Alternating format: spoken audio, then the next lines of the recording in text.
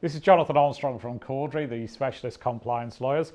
With me is Tom Fox, the compliance evangelist. Tom, we've been talking about regime change and how that might or might not affect the compliance world. Tell us more about that. So first of all, let's get some definitions on the table. We're not talking about invading Iraq to kill Saddam Hussein regime change. We're talking about something that I think in the Western world we should celebrate, which is democratic elections. So we've had a series of countries that have had regime change through democratic election, a democratic process. Brazil, Malaysia, Angola. In South Africa, we had a change in political party leadership at the African National Congress.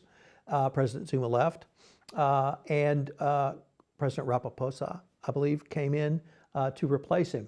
But these are all democratically elected representatives in free democratic elections in democratic countries. And I think that's something to be celebrated. But for the compliance practitioner, it has become something that you must watch very closely, because in each of those countries, we are seeing very extraordinary, very intensive investigations of the prior regime for corruption. Literally across the globe, and you can walk across those four countries: Brazil, South Africa, Angola, and Malaysia. And that means if you are doing business in a country where there is regime change in the offing or regime change has occurred, you need to scrub your operations as quickly and as efficiently as you can to see if there are any potential problems. Are there any potential suspicious payments? Is there anywhere that a discount was given that appears extraordinarily large? Are distributors given discounts outside the normal range for distributorships? In other countries, are agents given commission rates that are higher than other commission rates in other countries?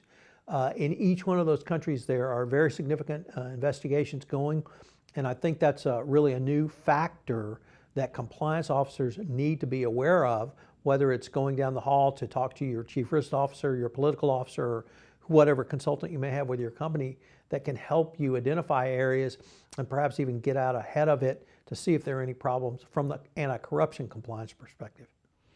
And so from an English point of view, the concept, I guess, isn't new. We had through the Wars of the Roses, just as the Lancastrians came in, they'd prosecute, I guess it was that's a euphemism in those days, the Yorkists and vice versa. When Mary Tudor came in, she tortured, tormented, whatever, her father's advisors, just as Elizabeth did to Mary's when she came in. So this sort of wholesale regime change of weakening your opponents when the new guys come in perhaps isn't new, but the new bit is the fact that that modern corporations are exposed to so many different jurisdictions, and if you're doing business in 120 countries, it's hard to monitor that political situation in each of them. Is the answer that we look more closely at politically exposed persons, that we look at our PEP registers, that we make sure that they're up to date, and we pull them as soon as the government changes in any country? Is that part of the answer? Well, I suppose my first observation is I hope we've moved to a more civilized process than the Yorkists and the Roses.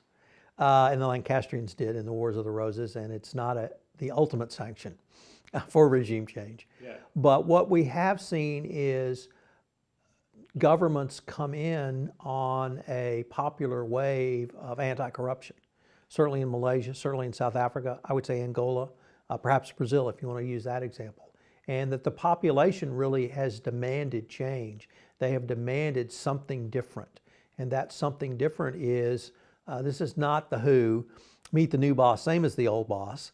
This is, we want something different, and we want the prior politicians who engaged in bribery and corruption to pay for those actions. But often there's this lack of clarity, isn't there? If we look at, I'm no expert in Nigerian politics, but from what I understand, an administration came in to clean up, and that administration is itself now accused of having had its hands in the till throughout the whole of the cleanup campaign. In some countries, perhaps corruption is endemic, and just the change of government doesn't get rid of that, does it? And the answer there is, certainly from the United States perspective, is that bribery and corruption is the responsibility of the company. The FCPA, for instance, is a supply side law. It's not a demand side. So the focus for the law and for U.S. corporations is on the compliance program that they have, and to look at their compliance program and to make sure that there's no location or no place that money could bleed out to pay a bribe for corruption. And that's what I would counsel a company to focus on, is where in our operation could we be at risk? It's not simply a Nigeria situation. It is a situation where there's active prosecutions going forward in the 4 countries I named, and they are looking at a wide variety of players from Malaysia to and Goldman Sachs all the way to Brazil, with oil companies in business with PDVSA and everyone in between. So that I really advocate companies look at their side of the fence, because that's what you can investigate, that's what you can control. Fascinating stuff. So the call really is to acquire more intelligence, log those people that you're dealing with, and monitor the situation in every country where you have operations. And then if you do face or think you're going to face a regime change where a critical element in the democratic process has been the corruption of the old regime, take the next step to actually internally investigate your own operations. Good advice. Well, all that remains, Tom, is to thank you for coming over and sharing your thoughts with us. Thank you all for watching. This is Jonathan Armstrong, and thank you. Thank you.